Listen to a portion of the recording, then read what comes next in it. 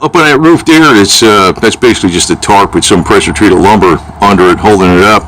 And my motorcycle's under there. And what I want to do is I'll put some more pressure treated boards on there and some roll roofing, and that'll seal up that roof pretty good. I know the walls are freaking strong as crap though. I got a few more 2x6s or whatever these are. I think they're 1.25 by 6 or whatever the heck they are. Pressure treated, and I painted them before, but there was a couple little spots I missed off the paint, and what I did was I did truck bed lining where I missed it, and I also hit the ends of it again with truck bed lining. So that'll be going in this area right in here.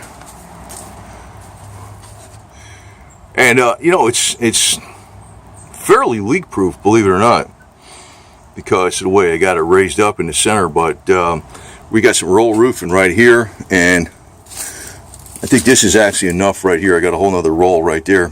I don't even need to use the other roll. I'm just gonna use what's left over. But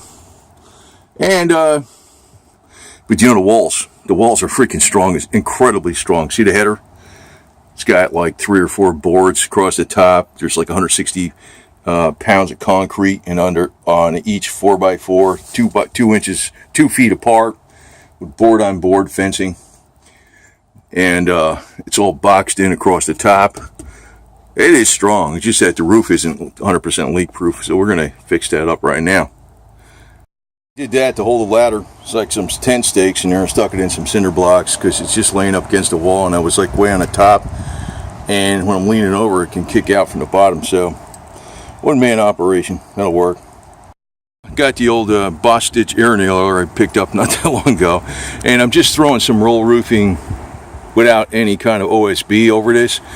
But you know what, that tarp lasted 5 years. Right, and it's still actually keeping most of the water out of it. This roll roofing will probably outlast 5 years. But you know what I'll do after that? I'll take some OSB, some thin stuff, 3/8, tar the crap out of it, put some more roll roofing over it, just stick another layer on it, man. So, but it's good enough. It ain't gonna go nowhere,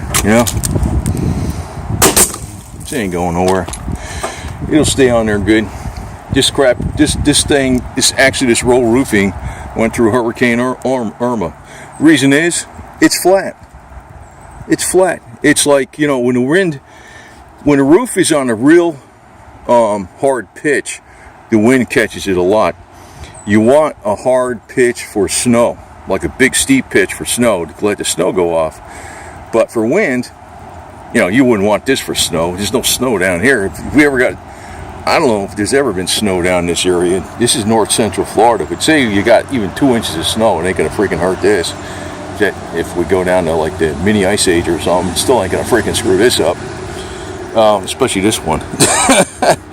Even though this is a flat roof, this could probably hold a foot of snow easy. If you put some OSB on it, it would, or steel roofing. But this is good enough.